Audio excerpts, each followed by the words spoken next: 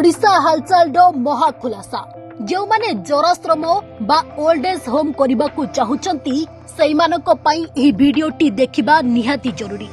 हाँ बंधुगण, आमे कहूचु बालेश्वर शेरगढ़ भुईपड़ा ठारे थिबा नेशंस प्राइड रो दिव्य मंदिर वृद्धाश्रमर कथा।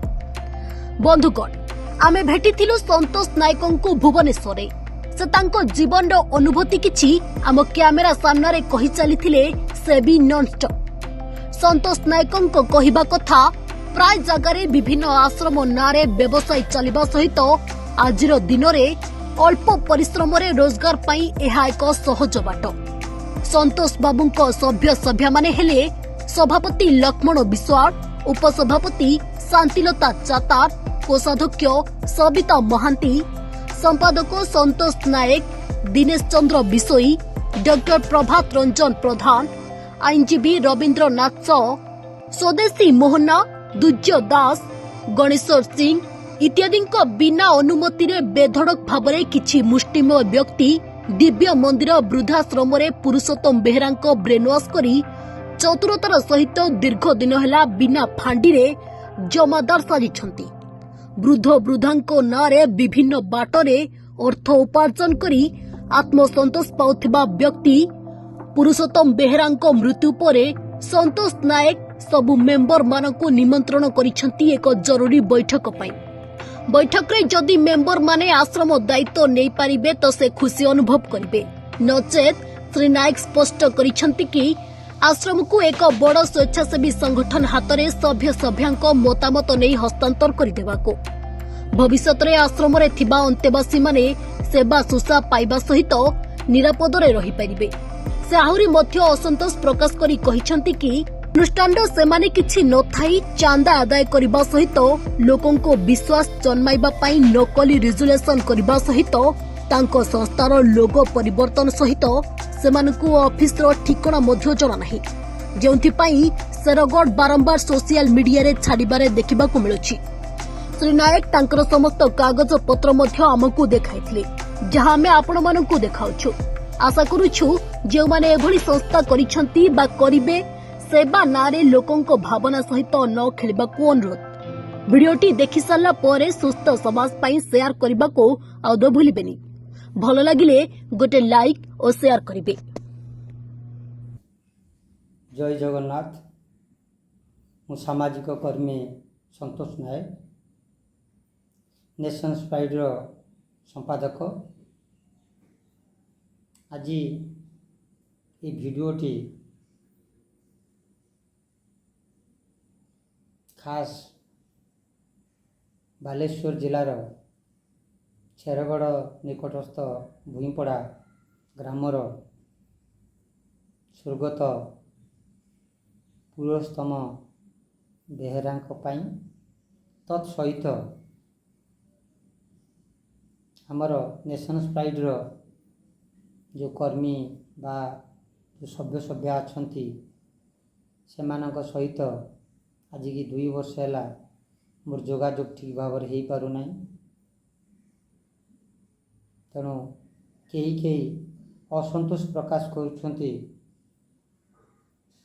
जे नेशंस प्राइड रो समस्त कागज पत्र मु सुरक्षित भाव में रखी कि नहीं एवं आम संस्था सुरक्षित अच्छी कि नहीं मु सेमानंकु कही रखे संस्था मोर सुरक्षित अच्छी एवं कागज पत्र मो पाखे अच्छी ता मध्य मु ये वीडियो क्लिप रे आपण मान पाखे प्रदान करुछि। स्वर्गत पुरुषोत्तम बेहेरा जहाँ को मु निजर गोटे बाप भली सम्मान दिए, सी मते पुओ भली स्नेह करछंती, आदर करिछंती। भगवानकर विधिर विधान माने जो कहती विधिर विधान एवं तांको जोगसूत्र मु आज्ञा भुवनेश्वर चलचित्र एवं ଓଡ଼ିଆ ଧାରାବାହିକରେ ଦୀର୍ଘ ଦିନ କାମ କରୁଥିଲି। 2014 ମସିହାରେ ପୁରସ୍ତମ ମଉସାଙ୍କର ପାରିବାରିକ ବିଶୃଙ୍ଖଳା ଦେଖା ଦେବାରୁ ସେ ମଉସା ବାଲେଶ୍ୱର ତେଲେଙ୍ଗା ସାହିଠାରେ ଶିକ୍ଷୟିତ୍ରୀ ରଶ୍ମି ସାହୁଙ୍କ ସହିତ ଭେଟ ହୋଇ ସେଠି ଏକ ସାରଥୀ ଆଶ୍ରମ କରିବା ଉଦ୍ଦେଶ୍ୟରେ ତାଙ୍କ ସହିତ ଯୋଗାଯୋଗ ଥିଲା।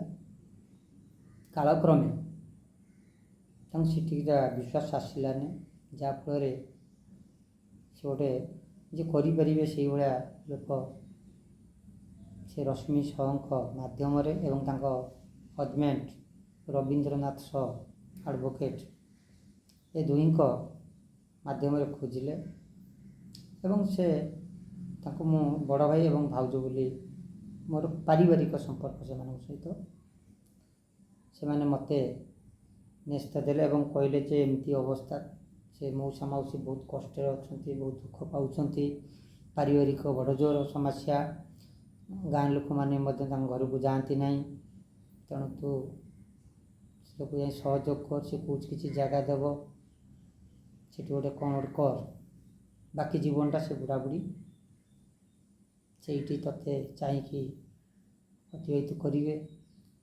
ମୁଁ ନା କହୁଥାଏ, କାରଣ ବହୁତ ପଇସା ଖର୍ଚ୍ଚ ଅଛି, ତାପରେ ସେସବୁ ବାବଦରେ ମୋର ନଲେଜ ନଥିଲା।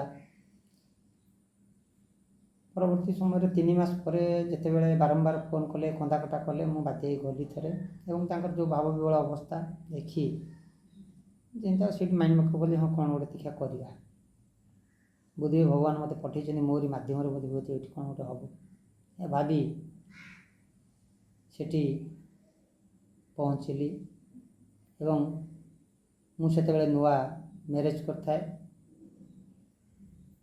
କାଳେ ପିଲା ଛୁଆ ମୋ ପାଖରେ ରହିଲେ କାର୍ଯ୍ୟରେ ବିଘ୍ନ ଘଟିବ, ସେଥିପାଇଁ ଗୋଟେ ଝିଅଟି ହେଇଥାଏ ଏବଂ ମୋ ସ୍ତ୍ରୀକୁ ନେଇକରି ମୋ ଶ୍ୱଶୁର ପାଖରେ ଦୀର୍ଘ ଦିନ ଛାଡ଼ିଲି। ଏମିତି 7 ବର୍ଷ ଲାଗିଲା ସେ ପ୍ରୋଜେକ୍ଟ ମୋତେ। 3 ବର୍ଷ ମୋ ସହିତ ଥିଲେ ମୋର ଅତି ଆଦରଣୀୟ ବନ୍ଧୁ ଏବଂ ମୋର ସାଙ୍ଗ, ମୋର ବଡ଼ ଭାଇ ପ୍ରଶାନ୍ତ ରାଉତ, ଯିଏକି ବର୍ଷେ ହେଲା ଏ ଦୁନିଆ ଛାଡ଼ି ଚାଲିଯାଇଛନ୍ତି। ସେ ମୋତେ ବହୁତ ସାହାଯ୍ୟ କରୁଛନ୍ତି। ତାଙ୍କୁ ଧରିକି ପ୍ରଥମେ ବୁଦ୍ଧିଜୀବୀମାନଙ୍କ ସହିତ ପରାମର୍ଶ ନେଇ ଆଇଜିଆର୍ରେ କଟକରେ ଏକ ସୋସାଇଟି ଗଢ଼ିଲି ଏବଂ ରବୀନ୍ଦ୍ରନାଥ ସାହୁ, ଯିଏକି ତେଲେଙ୍ଗା ସାହିରେ ବିନା ମୂଲ୍ୟରେ ତାଙ୍କ ଘର ଖଣ୍ଡିକ ଯୋଗାଇ ଦେଲେ ବୈଠକ ପାଇଁ, ଅଫିସ୍ ପାଇଁ, ଏବଂ ତାଙ୍କର ଯେଉଁ ସାଙ୍ଗ ଆଡ଼ଭୋକେଟ୍ ତପନ ଭାଇ, ସେ ତପନ ପତି, ସେ ବଡ଼ ଭାଇ ମଧ୍ୟ ଏ ନେସନ୍ସ ଫ୍ଲାଇଟ୍ ନାଁଟି ନାମକରଣ କରିଥିଲେ ଏବଂ ତାଙ୍କ କାର୍ଯ୍ୟ ବ୍ୟସ୍ତତା ହେତୁ ସିଏ ଓହରି ଗଲେ। ଯାହା ବି ହେଉ, ମଉସାଙ୍କର ମାଉସୀଙ୍କର ରକ୍ଷଣାବେକ୍ଷଣ ଭଲ ମନ୍ଦ 2-3 ବର୍ଷ ପାଖାପାଖି 3 ବର୍ଷ କଣ୍ଟିନ୍ୟୁ ମୁଁ ଏବଂ ପ୍ରଶାନ୍ତ ରାଉତ ବହୁ କଷ୍ଟରେ କରୁଛୁ। ଯେତିକିଟା ପାରୁଛୁ ସମ୍ଭବତଃ ସେତିକିଟା ଆମେ